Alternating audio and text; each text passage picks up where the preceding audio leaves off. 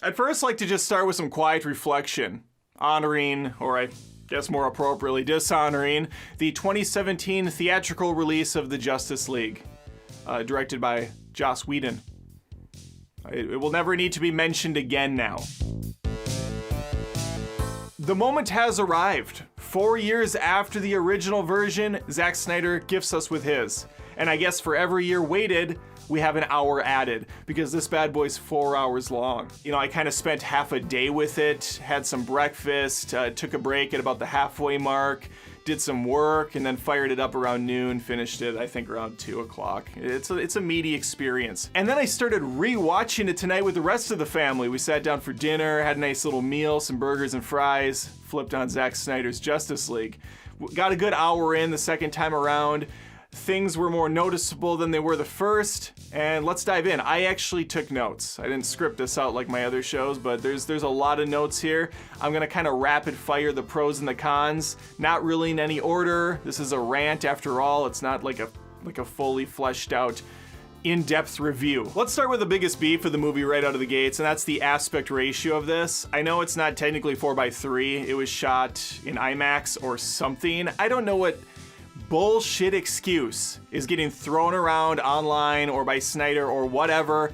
It's unacceptable that in 2021 I have black bars on the side of my goddamn TV screen. There's something truly off-putting about losing like 15% of my real estate because of some artsy bullshit. I don't know what happened. What are we doing here? Release the widescreen cut. That's the new hashtag that should be trending. Release the widescreen cut. Like I said, this is gonna be all over the place. This might not be true, but did Amber Heard's character, Myra, did she sound different in this? I feel like she was far more British here than she was in Aquaman. Like, I thought she was kind of going for an American accent in Aquaman. Maybe not. Maybe I'm completely off base. Her voice sounded very jarring here. I don't know why. Maybe it was just because other people weren't talking with British accents, just only her for some reason. A big takeaway, Cyborg and Flash are far better. Now, in the previous version, I didn't really like Flash. Ezra Miller. I'm a movie person. I'm supposed to know how to pronounce names, and I don't. Ira Miller? I don't know. The weirdo from the Fantastic Beasts movies, he was not doing it for me as Flash in the previous iteration, the previous cut. Here, I think he worked. I enjoyed my time with him. His jokes landed a lot better for me. He just seemed more personable, and I think maybe making him more of a fanboy of Batman helped. I don't remember that in the Whedon version. I mean, there really wasn't a lot there to begin with, so, to be fair. I liked Cyborg too. I was very indifferent to him in the last version because he just didn't have any scenes. He was just kind of there, mopey and moody. Here, he has way more scenes. He's still mopey and very moody. I don't know if he cracks a single smile in the film. It's understandable considering the trauma he's going through. It's, however, not the Cyborg I'm used to in my limited knowledge. Maybe he's comic accurate, I don't know. I'm only familiar with him from the Teen Titans series, both of them, the like really stupid one and then the more serious yet still jokey one. I only know him from those. Another big takeaway are the visuals.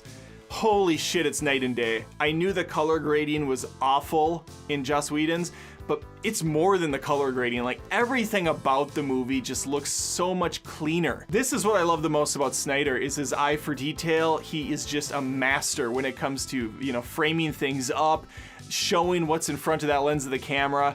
It's awesome. He knocks it out of the park. Now, sometimes when he's doing these sweeping wide shots, they do look really stunning. They do look great. But a lot of the time with his movies, I feel like I'm watching actors on a small soundstage, very 300 style.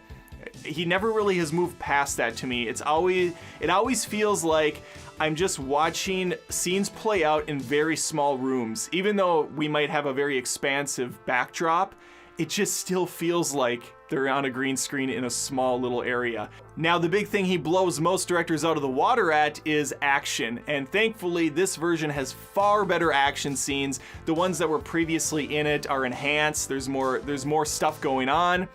Wonder Woman's especially early on at that bank. I think there's probably another like 30 seconds to a minute of just fighting going on. If we count the slow motion, there's like another 10 minutes added to each action scene. This is gonna be trouble for a lot of people, I think. Well, maybe not a lot, but this is gonna be trouble for people because even I watching it, there were some moments where that slow motion goes on for like 20 to 30 seconds too long. Yeah, there's slow motion scenes that are like 2 minutes in length. A Flash one specifically where there's a car accident and he runs to save the woman, and I'm just like, what are we doing here? Are we ever gonna speed this up? Which is ironic because I'm watching The Flash. Color grading is on point. It looks beautiful. Batman, however, Batman's a problem for me. Now, I don't know what happened in between movies with Zack Snyder, but he had Batman absolutely nailed in the last film. Shooting people with guns aside, I thought the whole vibe of him was awesome. He's like pulling a fucking tire, you know, he's all jacked, but he's, you know, he's old man Batman. He lost Robin, he's pissed, he's angsty, but he's in the shadows. He's scary, he induces fear, you know? This is the Batman that I know. Oh, what we get here is still not that separated from what we had previously. Watching Batman in a day setting or even a dawn setting does not play. The dude has to be at night. Maybe in the cartoons it works because it's already a little silly, but when you're trying to do something so epic and the scale is so large, to see the guy walking around in his dark gray suit, I don't know, nothing about it makes sense. You're not like scaring anyone in the middle of the day, you know? You just look like a jackass. Fighting wise, action wise, he does, you know, fare a little better. He still gets his butt kicked a lot. I mean, I know he's out of his element. That's the point, is he's supposed to be kind of outmanned, outgunned, out-aliened. However, I remember watching the cartoons, and the dude still found a way to kick a lot of butt. So I don't. You got to figure out Batman. You did him dirty here. Character Snyder does, I think, absolutely get as Superman. And again, Henry Cavill's awesome, wearing the suit. I feel like he had less screen time here than he did in the other one. That's probably not true, but because the movie is so long, it takes quite a while for him to show up, and it just feels like it's over so quick with him. Again, it could just be a total mindset thing of just that run time. I thought his stuff was shorter. Even the fight scenes with him felt like they were cut down. Thankfully, they got rid of the dumbass like side family story that Flash has to save. That was miserable. It made no sense. I got what Whedon was trying to do, it didn't work, and it just added more of that ugly red hue to everything that's thankfully gone here. So maybe that's why some of the Superman stuff feels really cut down. If you were looking for him to be like super badass, evil, no.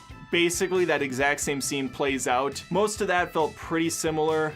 There was a couple moments that were extended or a couple more shots added, but for the most part, outside of the coloring, it stays the same until Batman shows up. The one line from the 2017 version I did like because it was so freaking campy was when Superman holds up Batman, he's like, "Tell me, do you bleed?" And he's got the fake mouth. Flash doesn't fall on Wonder Woman's chest this time, they got rid of that. The only scene I would say that I felt was actually well done in the previous one was the opening. Just a lot of kind of montagey clips showing how the world is mourning the loss of Superman, how kind of crime has run rampant, how people are just in mourning. There's some video footage of the Man of Steel kind of being heroic, and yes, it has the bad mouth again. That made sense. I saw what Whedon was doing. He was looking at the past and saying, you know what? We didn't really get to see Superman at all in the Snyderverse. Man of Steel was him, he's not Superman yet until the way end. He's learning how to kind of deal with everything going out, deal with his powers, try to figure out how to be the beacon of hope. And then we get BVS where he's painted as kind of this scary villain. Obviously there's a section of people that worship him and love him, and he's seen doing some good deeds, but that movie is so dark and depressing and somber that you don't get that hope from him. You don't get that kind of classic Superman vibe. And so that's a little bit missing here. I felt like the people didn't get to see him as Superman. And I think that Whedon opening number kind of helped. guide people there, like, hey look, he actually was Superman for a while. People really loved him. He did a lot of good things. With the runtime, pacing is somehow great. I didn't find myself bored at all. I was really into it. Like I said, I'm starting it again already with the rest of the family. I'm not bored again. I'm enjoying it still just as much. The music though, this is another part that's gonna really kind of, I think, annoy people, especially on further viewings. They do that gladiator-esque kind of like the chanting nonsensical bullshit, and it's rampant in this film. Every freaking time Wonder Woman shows up, even if she's just like saying hi, it's like, I can't get over how much it's used, and I wish there was a way to like go into the settings and just get rid of it. Just click a button and turn that garbage off, because it overstays its welcome after about an hour in, and you still have 3 more hours of it constantly showing up, which is a shame, because it overwhelms really cool scenes. You're like, oh, she's doing something awesome, but your ears are hearing that freaking noise, and it's kind of taking you away from it. Villain-wise, Steppenwolf is 10 times better here. When they first released the shot of him in his new armor and it's just spikes and crap everywhere, I'm like, oh god, what is this? In motion, that suit's sweet. That armor's awesome, and Steppenwolf is more like humanized in an alien way. Like, the dude has some depth beyond just, I'm gonna take over the world, I'm gonna terraform this planet. No. He's trying to impress his boss, Darkseid. He's got a whole backstory that they don't need to dive too much into. They just give you enough to go on. So you can say, okay, I get this. This guy, you know, he wants a seat at the head of the table. He wants to kiss the ring. He's trying to do everything he can to make up the mistakes of the past. So well done there. Darkseid is more of a tease than an actual villain, which is also a bummer, because I don't know what the state of the Snyder thing is after this, if he's going to get to make more of these. Personally, I'd welcome it at this point. I'm all in. There has to be 15 or so of these drop down from high places, land on the knee, and get up. I thought we were kind of past this, and I know this movie came out a few years ago, like it was done a few years ago. Still, we could have edited a few of these out, Snyder. I don't need to see it. Reshoot-wise, I couldn't tell you what's new and what's not outside of just looking at Ben Affleck's face, because there are moments where he's pretty bloated up here, other times he's pretty skinny. I think the biggest transition was from meeting Arthur Curry, the Aquaman, and then they do a shot where he's kind of boarding a plane with Jeremy Irons, who's in this way more, and he's great. Alfred's awesome. Especially an interaction between him and Diana when they're making some tea. He's very specific about the tea, and it's a funny scene, I thought. Anyway, that was a very jarring difference between Affleck there and his just much more thin, more healthy looking face, I thought, in this newer, I would assume the newer version. Kal-El, no, is still in this. Why is Batman not wearing his BVS armor when he's reviving Superman? You would think that would kind of be paramount to him staying alive. They know there's a pretty big risk Superman could come out just completely jacked, just out of his element, pissed, and especially at Batman still, who he befriended for all of like 3 minutes before being killed. So I would have thought, from the master detective, the guy that pre-plans everything, maybe just throw that armor on. Maybe be behind something safe and secure. He's just kind of jogs up. He's like, I'm ready. I trust this. I have faith. Maybe just do a little more prep next time. The movie's rated R, I think, pretty unnecessarily. There's a couple F-bombs thrown on. I don't know why. It just screams of just edginess. Like Batman throws one out, and so does Cyborg earlier. And I think that's how you get to the R, just for having 2 F-bombs. I think that's all no, there's 3, I think, in the whole thing, because a bad guy says it earlier. I don't think I've given any spoilers out, but we're gonna jump into a couple at the end here. One is the Martian Manhunter stuff. I mean, man, like Snyder, this movie's not made for the vast audience of people, and that's fine. We know who's watching this. It's people that at least kind of liked BVS, or people that are just curious or demented and just want to suffer through this, so it doesn't matter anyways. There is clearly an audience though that eats this up, so Martian Manhunter just kind of thrown in, pretending to be he pretended to be someone. Lois Lane, I think. It was such a random scene. And then he's in at the end again talking to Batman, and he flies off, and I think that's the closing shot of the film. Such a weird... Okay, here's the thing. The movie, let me just get this out of the way. The movie's, I really liked the movie. I thought it was good. I didn't love it, but I really enjoyed it. I thought 7 out of 10, maybe 8 out of 10. Fun experience. It's something I could go back and watch every couple years and get enjoyment out of it, okay?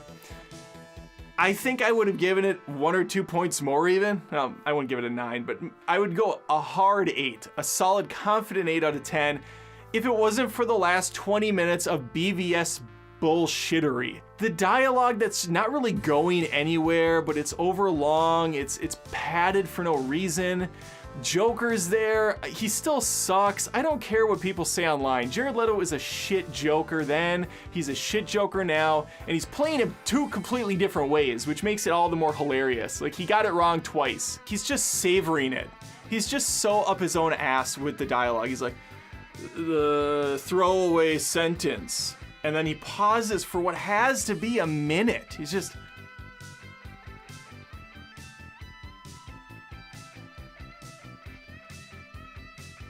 I have something so profound to say, but I don't quite know how to express it in words. In Suicide Squad, he's doing like, and I think he realized nobody liked it, so he's workshopping in his garage all these different ways to do it. I just imagine this playing out, and he sticks with like,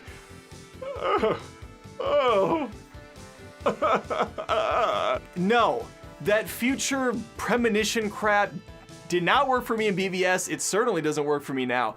Had Snyder just moved all this trash to the end after the credits, I wouldn't have even seen it. And then the really die-hard hardcore BVS guys would be like, yes, this is leading into Injustice, or whatever the comic equivalent of Injustice is called. I only know the video games.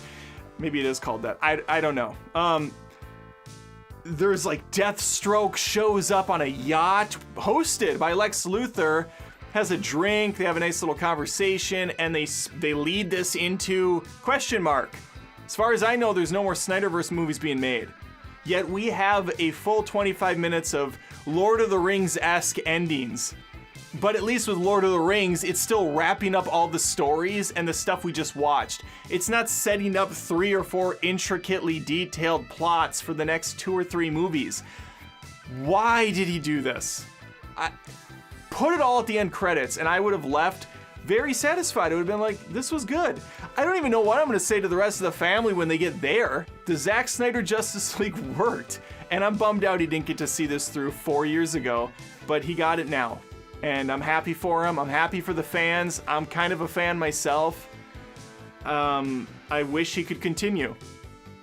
I wish he would not do this weird shit at the end of his movies. That's, that's where I'm at.